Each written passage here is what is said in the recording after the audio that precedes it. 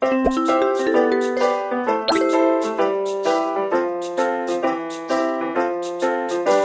up on our mat, and what this is going to do is hold me accountable to being wide in my stance. Now there's going to be times you do this without the mat, and you want to be able to picture where you're at. See, right now my feet are outside my shoulders because my feet are on the dots.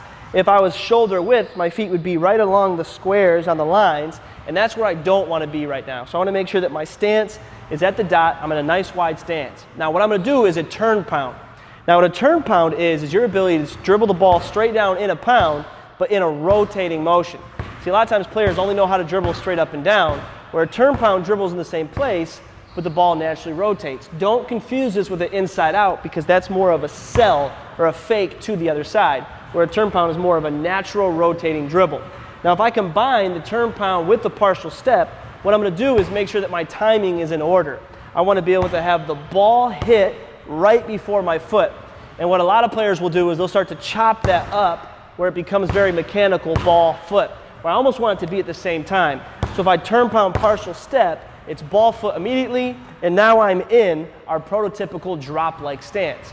And that's really what the power of the turn pound with the partial step is. It's another way to find myself in my drop stance after a partial step. So when I step partially, my foot stays underneath my body. I'm not taking an extended step, which a lot of players will do where they're stepping too far.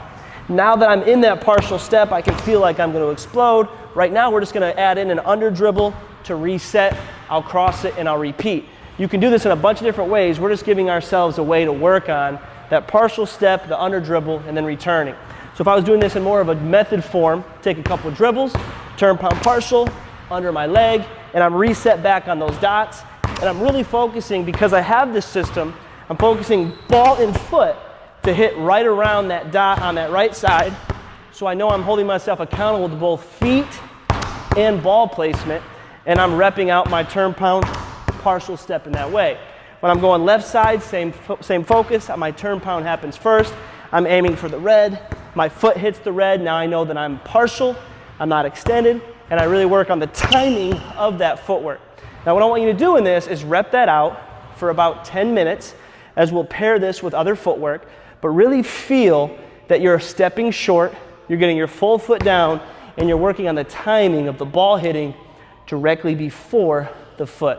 That's your turn pound with a partial step, adding in an under dribble, so we can go ahead.